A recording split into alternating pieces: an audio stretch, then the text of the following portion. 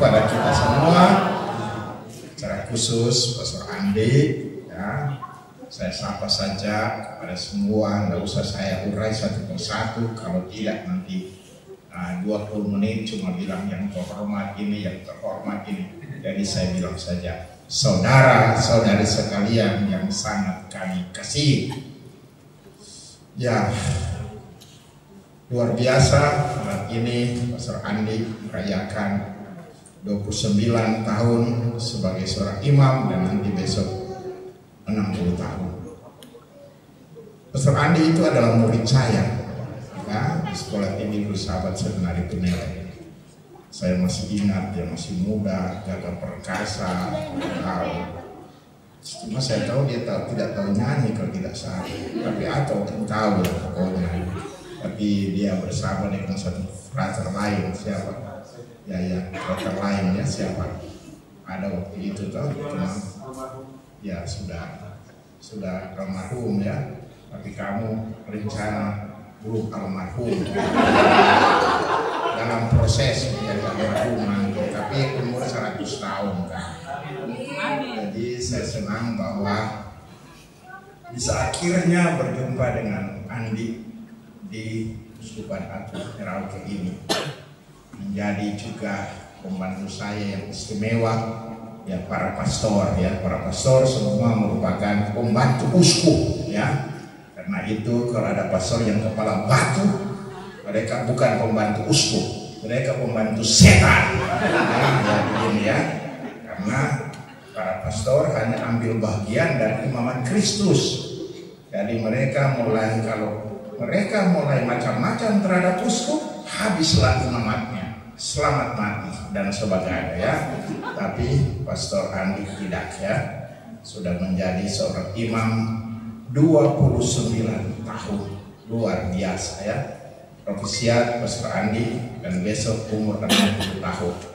Ya 60 beda dengan saya 73. Jadi kok masih muda, masih berharga. Terus Kemendagri sudah tidak terlalu berharga mungkin. Ya 2 tahun lagi sudah selesai, sudah game, orang mana bilang ya, sudah selesai. Jadi profesiatnya. Nah, Paus Fransiskus pernah mengatakan identitas jati diri seorang imam, pertama, imam itu harus dekat dengan Tuhan, close to God.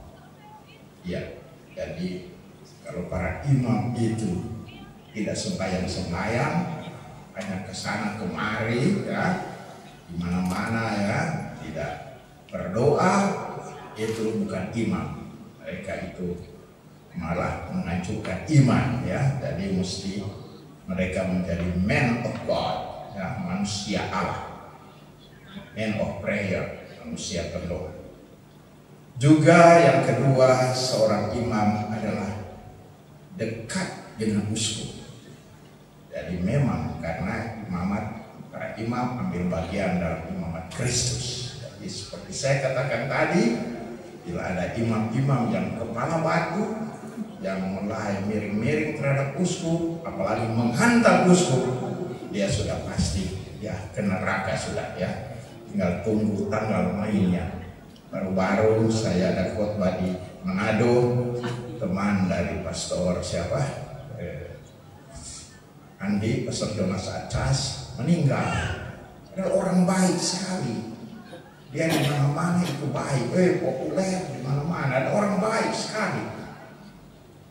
Tapi saya bilang, memang kematian adalah sebuah misteri.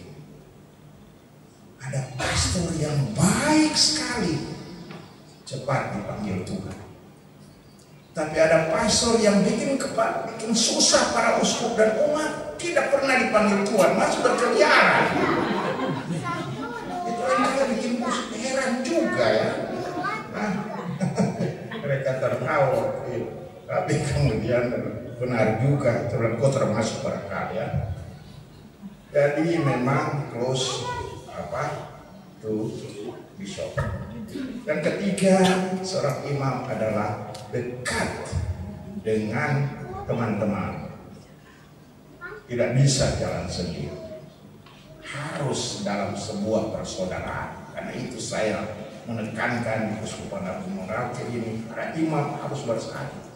Jangan berkelahi, jangan cerita di mana-mana dia begini, dia begini. Seringkali terjadi dalam tubuh para imam terjadi perpecahan. Dan Pastor Andi luar biasa, dekat dengan sesama imam. Itu dia dikenal di antara kita, ya. Teman-teman sayang dengan dia, luar biasa Pastor Andi, profisiat ya. Untuk manusia, kamu adalah manusia persaudaraan, jadi luar biasa ya. Teruskan ini sifat ini, profisiat. Ya, tepuk tangan, Kimi mencoba tepuk tangan ya. Sudah puji-puji tadi, tidak tepuk tangan ya. Oke. Dan yang terakhir adalah seorang imam dekat dengan umat. Nah, ini terbukti Pastor Andi dekat dengan umat. Lihat saja yang hadir di sini. Baik umat yang ada di parokinya, di sini juga di Merauke ini. Karena ada banyak pastor itu ya cuma cari umat kalau minta duit. Ya. Tidak pernah hubungan umat, tidak dekat dengan umat, ketemu dengan umat muka papan. Orang Manado bilang muka berot, ya, atau apa kalau di Ambon muka apa, pokoknya sengsara sudah dan sebagainya ya. Jadi ini dekat dengan umat dan soal lihat dekat dengan umat ya. Orang datang sama-sama lihat pasti saya juga sudah kunjungi parokinya, berjalan di beberapa kampung dan lihat dekat dengan umat luar biasa. Beda dengan ada beberapa pastor lainnya kesana kemari tidak jelas untuk pekerjaannya ya, dan tidak jelas ya. Nah, jadi itu bikin pusing uskup itu ya, orang yang tidak jelas. Lebih baik jelas mau tetap pastor atau keluar, tapi ada yang tidak jelas. Tersangka Tuhan Allah juga sudah bingung dengan orang ini ya, sebagainya. Tapi Pastor Andi dekat. Jadi sekali lagi siap. Dan ada beberapa poin yang saya suka dari Pastor Andi ialah kreativitas, kreatif, ya. Mau bikin perubahan. Benjamin Franklin seorang ilmuwan Amerika Serikat mengatakan berubah memang sulit, tapi tidak berubah fatal.